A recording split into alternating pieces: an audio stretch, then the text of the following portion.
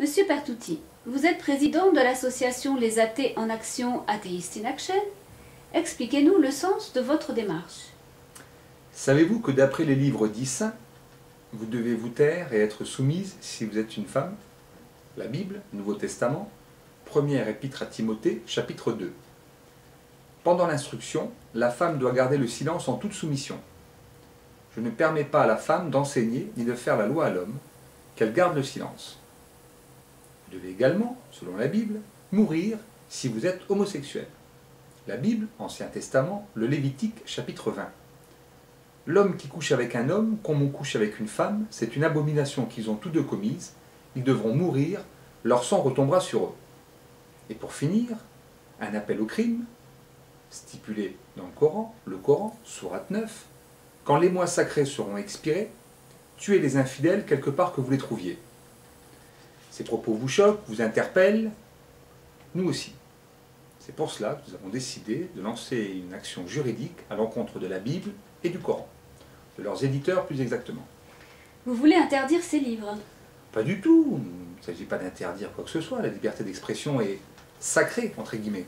Non, non, nous voulons réglementer leur commercialisation, en faisant apposer, par exemple, un avertissement sur la couverture de ces ouvrages. Un avertissement comme sur les paquets de cigarettes? Oui, dans l'idée. On va dire que cet avertissement pourrait prendre à peu près cette forme. Attention, ce livre contient des passages sexistes, homophobes, sectaires et criminogènes. Il convient de le remettre dans son contexte historique, sachant qu'il a été écrit bien avant le Moyen-Âge. Et vous pensez que cela suffira à lutter contre l'obscurantisme religieux? Ça peut en tout cas y contribuer. Ça servira surtout à créer un débat de société autour d'une question simple. Les idéologies religieuses, les religions tout simplement, sont-elles compatibles avec nos idéaux humanistes de parité, de respect, de tolérance? Ne craignez-vous pas de passer pour un provocateur? Un provocateur? Non. Un provocateur d'idées peut-être. D'ailleurs, nous allons contacter l'ensemble des représentants des cultes en France afin de dialoguer, échanger avec eux autour de ce non-sens idéologique, juridique, politique, démocratique qui consiste à établir des lois afin de lutter contre des choses abjectes telles que l'homophobie, le sexisme, et en même temps sacraliser des livres qui sont remplis de propos visiblement hors la loi. Mais ces livres sont sacrés pour de très nombreuses personnes.